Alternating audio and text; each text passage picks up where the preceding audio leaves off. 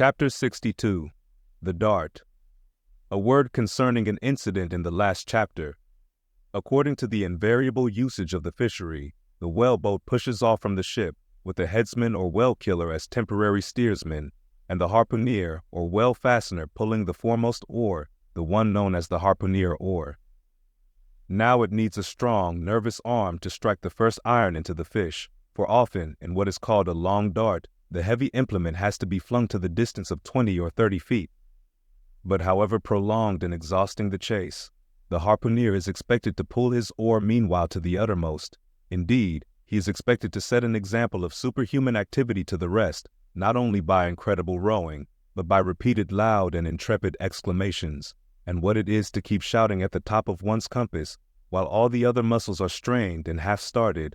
What that is, none know but those who have tried it. For one, I cannot bawl very heartily and work very recklessly at one and the same time. In this straining, bawling state, then, with his back to the fish, all at once the exhausted harpooner hears the exciting cry, "Stand up and give it to him." He now has to drop and secure his oar, turn round on his center halfway, seize his harpoon from the crotch, and with what little strength may remain, he essays to pitch it somehow into the whale. No wonder, taking the whole fleet of whalemen in a body, that out of 50 fair chances for a dart, not 5 are successful. No wonder that so many hapless harpooneers are madly cursed and disrated. No wonder that some of them actually burst their blood vessels in the boat.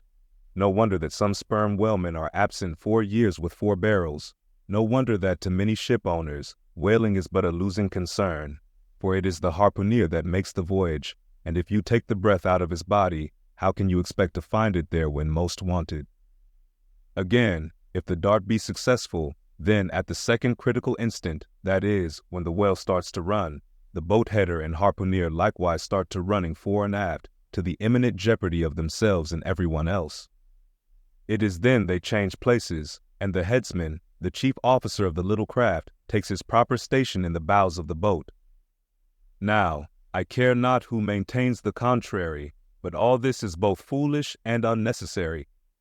The headsman should stay in the bows from first to last. He should both dart the harpoon and the lance, and no rowing whatever should be expected of him, except under circumstances obvious to any fisherman. I know that this would sometimes involve a slight loss of speed in the chase, but long experience in various whalemen of more than one nation has convinced me that in the vast majority of failures in the fishery, it has not by any means been so much the speed of the whale as the before described exhaustion of the harpooner that has caused them. To ensure the greatest efficiency in the dart, the harpooneers of this world must start to their feet from out of idleness, and not from out of toil. Speed up your reading and enhance your memory with Moby Dick by your side. Choose the tactile joy of a physical book or the convenience of Kindle, and discover a deeper way to dive into this classic. Pairing the audiobook with the text takes your understanding and retention to the next level. Ready to transform your literary experience? Check the link in the description and pick the perfect format for you. With EchoTales Audiobooks, Moby Dick awaits. Dive deeper, read faster, remember more. Get your book now.